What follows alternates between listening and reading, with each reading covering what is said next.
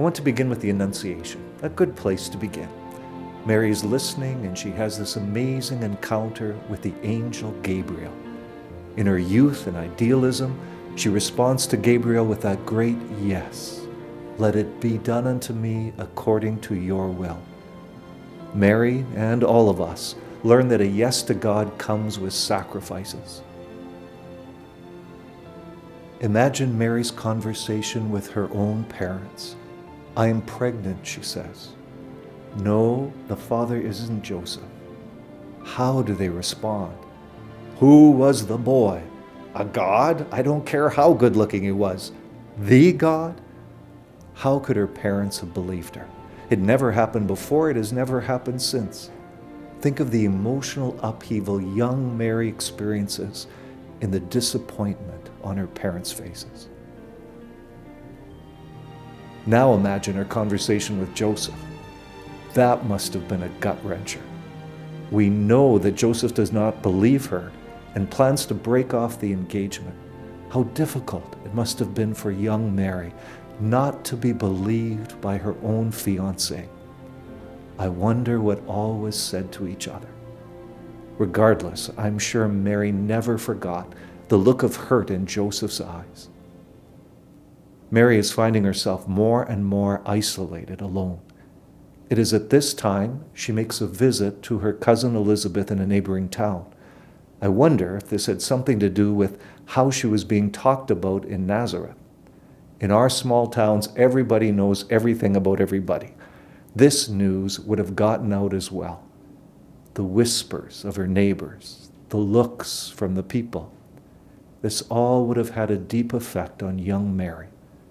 I can imagine just how important that encounter was with Elizabeth. Elizabeth believed Mary because she had had her own miracle. That visit and holy friendship must have been so consoling to Mary. Why did Mary have to go through these things? In the letter to the Hebrews, chapter 2, verse 18, it says, because Jesus himself was tested by what he suffered, he is able to help those who are being tested. This is also true of our mother Mary. Her faith was tested and tried in the furnace of humiliation, doubt, and fear. Her faith became more mature and true because of what she went through physically, emotionally, and spiritually. Now we fast forward to Holy Thursday and Good Friday.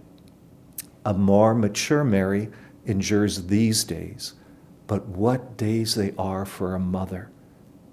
Her son in prison, her son mocked and tortured, her son led through the streets and executed slowly before her eyes. This is no little love. Let us also not forget the resurrection. In all of these struggles, there have been glimpses of the divine. The words of Simeon, Jesus calmly speaking with the elders in the temple, the many things she would have marveled at in the boy that was growing into a man before her eyes. And now her son, proving that his light is stronger than the greatest darkness. She pays a tremendous price, but she has experienced and been at the heart of the greatest good. What is amazing to me is that this very real lady, this mature, loving mother, looks at you and I and says, behold my son, behold my daughter. She adopts each of us with that same mature love. She is in our corner. I always resist attempts to put our Mother Mary too much on a pedestal. I think it weakens her ability to have a holy relationship with each of us. When we see her as some kind of ideal princess, we miss so much of the real and mature love that she offers each of us. So when I think of Holy Mary, I think of this mature, faithful, real woman. She has a sense of humor. She is not squeamish, especially around our own struggles and sinfulness. She too has been tested, She has prayed to God the Father out of her own desperation and doubts. She is with us. Courage. Often as a priest or bishop, I am called to enter difficult storms with people. I remember one in particular when I was called up to emergency at our local hospital. I was asked to sit with a young mum as she held the body of her first child, dead from SIDS. I will never forget the mum's inconsolable wailing. I felt like I too was invited to wait at the foot of Jesus' cross. I find it helpful when I remember that Mary joins the mum and I there, and Mary has been through this before. So the next time you gaze upon a statue or picture of Mary, try to encounter the real woman Mary.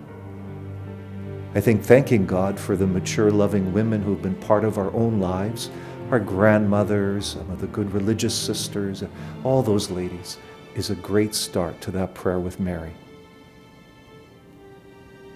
May our genuine friendship with Mary be a key support to each of us. May our mother help us to stay faithful, open, and loving.